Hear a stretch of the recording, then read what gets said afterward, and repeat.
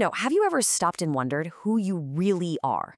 I mean, underneath all the noise and the pressure. Well, today we're going to dive into this really profound psychological framework from Chassidic thought.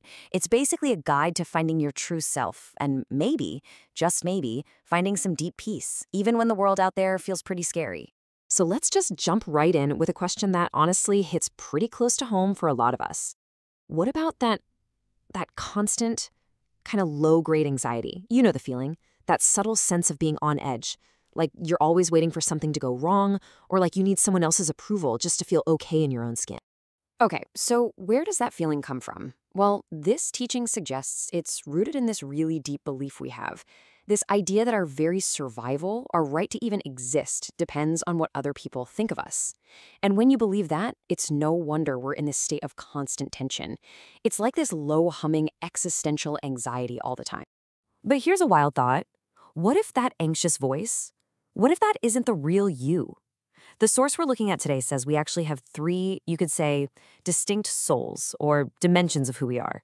So let's get introduced. All right, first up, we've got what we can call the surviving child. Think of this as the personality we built as kids, right? It's the part of us that learned how to get by, how to get love and feel safe. And its core programming, it's all driven by fear and desire.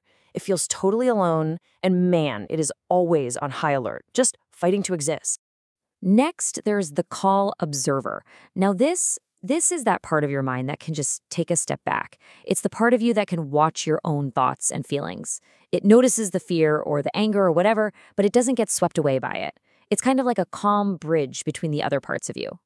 And finally, the big one, the true self. This is described as our absolute core essence. It's like this deep internal wellspring of unconditional security, love, and purpose.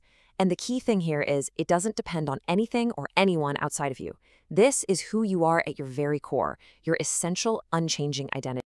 Okay, so here's where it all comes together. This is the crucial point, the absolute key to this whole thing. The real inner work, the actual path to finding that peace we talked about, it all starts the moment we stop thinking we are the surviving child and start realizing we are the calm observer watching it. And what's so great is that the process for this is super practical. It's not some abstract idea. So step one, you just notice a strong emotion. Could be fear, could be shame, whatever. Step two, you name it. You recognize, that's the surviving child talking. And then this is the magic move. You consciously switch your focus. You activate the observer. You become the one who's just watching the feeling. And right there, in that moment, you get it. You realize there's a separation. You are not the fear. You are the one who's aware of the fear. And this quote just nails it, doesn't it? The moment you succeed in just observing that surviving child, boom, you realize you're not him. That simple conscious act of watching creates just enough space, just a little bit of distance, and that's what breaks the spell. And it's right there, in that space, that we can start to feel, to experience our real true soul. So this is where things get really transformative. I mean, just think about it for a second. What do you think happens when that little surviving child, with all of its fear and all of its anxiety, finally feels the calm, loving, totally non-judgmental presence of your true self just watching it? Well, it starts to calm down. It actually begins to relax. For maybe the first time ever, it feels truly, deeply safe. That constant, exhausting fight for its own existence just melts away. Why? Because it finally feels that unconditional love and security that's flowing from your true self. It's finally been seen. And this changes everything about its job.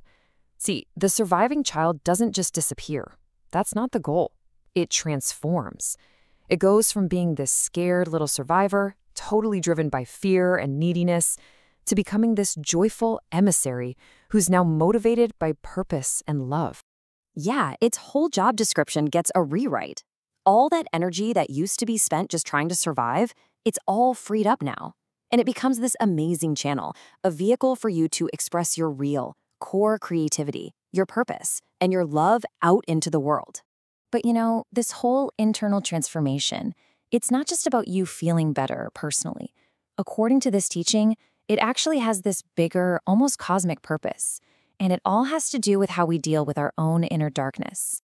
The text actually connects this whole process to the idea of the Hanukkah lights, which is a beautiful analogy. The point isn't just to light a candle in the dark.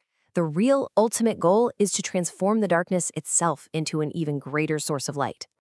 So what does that mean for us? It means that our personal struggles, all our fears, our anxieties, our shame, they aren't mistakes we need to get rid of. No, they are the actual raw material we have to work with.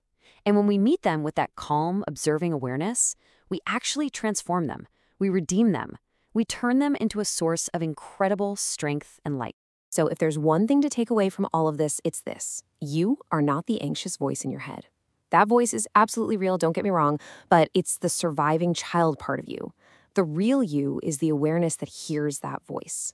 And when you learn to identify with that awareness, you get the power to totally transform that inner relationship and turn all that fear into fuel for your real purpose in life. And let's just end on this one last thought. This whole process, it's not about becoming someone new. It's not about trying to create something you don't already have. It's actually about remembering. It's about recognizing that profound, peaceful, powerful self that has been there inside you, patiently waiting this whole time. So the only real question left is, are you going to turn to see